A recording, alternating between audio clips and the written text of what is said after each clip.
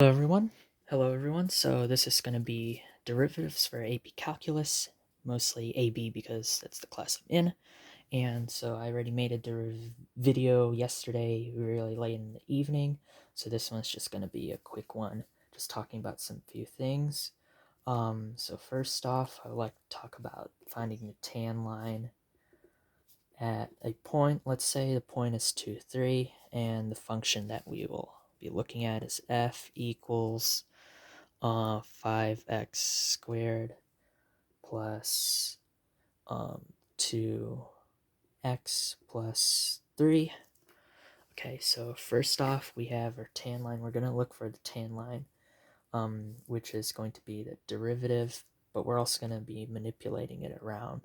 So the derivative would give us the slope, and the tan line formula would be y minus y1 equals m. It's going to give us this m. This is what the derivative is going to give us. It's that slope, the rate of change. Okay, so x minus x1. So we have our points here. We could just plug this in later. We're going to be putting those in as the y1 and x1. But first, let's get the derivative of this function. And so by using our power rules and all those rules that apply to this from last time, we get the derivative to be 10x plus 2. So that's going to be called f prime. There are other ways to call the derivative, but let's just call it f prime.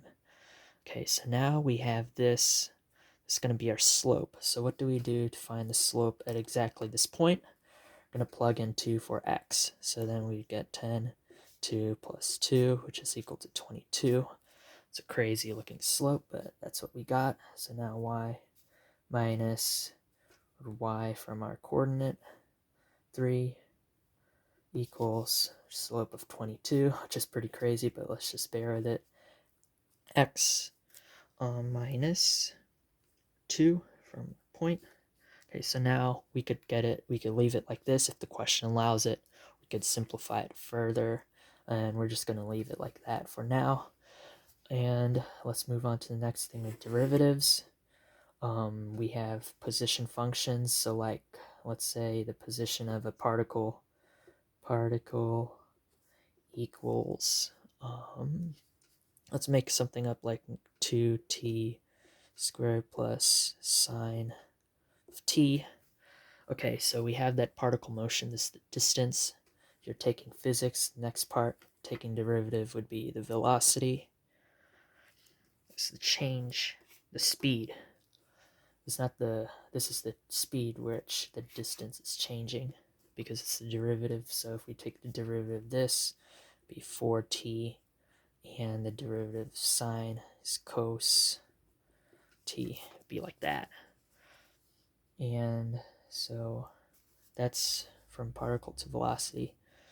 And then if we go a step further with this velocity to find acceleration, it would be, again, taking the derivative of this function now, and that would be 4 minus sine t. That would be giving us our acceleration with just the change of the speed.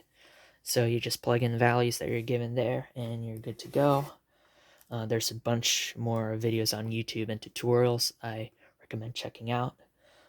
Anything from Professor Dave, or things even if you're just reading on Slater, or also there's just release tests of the AP exams, which will be good for you. The next thing that we could try with these derivatives is the chain rule, and I actually have an example of that somewhere out there. Let's look for it. Okay, so the chain rule is when you have basically a function inside of another function. So chain rule, that's d dx f gx. So you can see it's a function inside of a function. That would be g prime, so the derivative of that inside, times the f prime of g. So basically, it's the derivative of the inside times the derivative of the outside, but using g of x. All right, so, An example of this would be this equation. We're trying to find the derivative 6 minus 7t, taking the whole square root of that. We could also rewrite this as 6 minus 7t to the 1/2 power, because that's what the square root is. And so now we just basically do our rules, the power rule. So take that over 1/2, keep this the same, 6 minus 7t, and then we subtract 1 from this. So 1/2 minus 1 equals negative 1/2. So then that would be negative 1/2. But then, because we're using the chain rule, we take the derivative of the inside as well, and we multiply it. So negative 7t's derivative would be just negative 7. So this would become negative 7/2. 6 minus 7, negative 7t to negative 1/2. That's our answer right there. Another example, because the chain rule does get crazy. Let's do another example. Let's say that we are looking for the derivative of this. This is going to involve a trig function. So let's see, 6 times cos of pi t. Oops, wrote tt instead, pi t. And now we're going to put these in parentheses, and we're going to take that to the 6th power. This looks really crazy, I know, but basically, remember, you're just taking the derivative, the whole thing, then the inside, and you're multiplying it by the derivative innermost. So these two sixes would make 36. Then we would be left with the inside left alone, cos of pi t. Then we would take this, multiply it by a negative sign, because that's the derivative of cos, it's a negative sign. So multiply it by negative sine pi over t, same inside, but then we also have an inside here, so that's like that if we are taking cos to the u, so that u could be replaced by that function here, pi over t, that number. So we're going to also multiply that sine by the derivative of that pi t. It's like pi x. It's like 3x. The derivative of 3x is just 3, so the derivative of pi t is just pi. Then after that, we are good to go, and now we just combine everything, so that negative is going to be negative 36, make that 36 negative. Going to have that pi also, so negative 36 pi cos pi t sine pi t. All right. Okay, so now implicit differentiation. Let's just call it imp diff to save time. I'm trying to make this quick. Just going through everything really quickly. Please, I encourage you to look up any of these things more detail, because this is really quick. This is just like a cram, basically. I do have a test today, so yeah, it's a cram. Okay, so imp differentiation is when you take dy over dx, and we have both x and y's in play.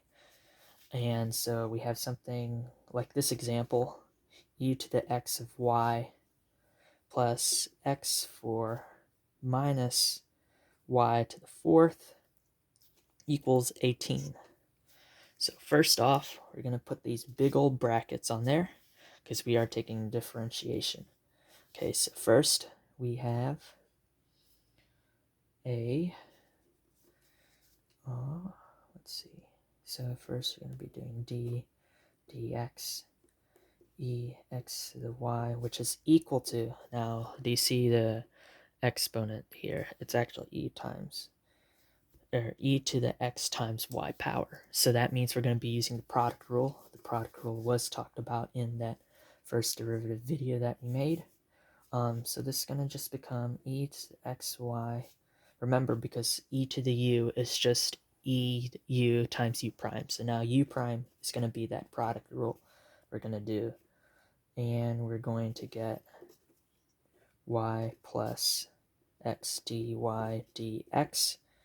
This is because the derivative of x is 1, so we do 1 times y first, and then we add.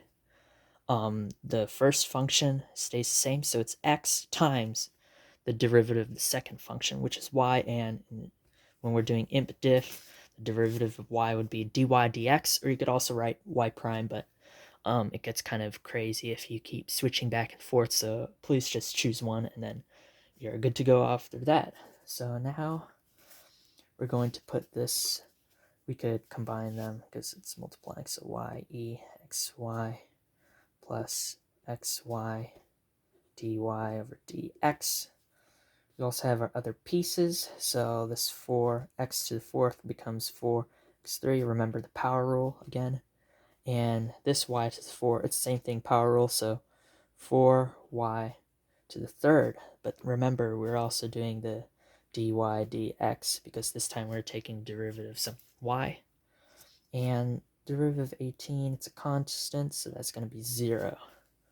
Whenever you're taking a derivative constant, it's going to be 0. So now it's just like basic algebra. You're going to try, you want to get only the things with dy dx on this side, everything else goes to the left. So let's do that really quickly. Look at dy dx x e xy minus 4y cubed y dx equals y negative y e xy minus 4x cubed. Okay, so now you see how we have these common, I think I messed up somewhere. I'm sorry about this, dy. This is supposed to be e. Yeah, I messed up xy. Sorry about that. That y right there is supposed to be exy. That's why I got messed up. So it's supposed to be matching with this. Sorry about that. It gets kind of confusing. So let's just go with the flow here, and back here.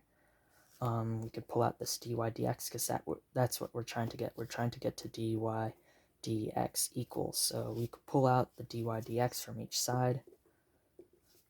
That would be x e xy minus 4y cubed equals, we're going to put this in parentheses, y e xy is 4x3. And now we just divide. So now dy dx is equal to negative y e xy minus 4x cubed over this. So it's going to be x e xy is 4y cubed. And that's our answer for that. Imp diff. Okay, so there's a lot more things, but I'm going to end the video here so it's quick. Right, so here's another thing that we did.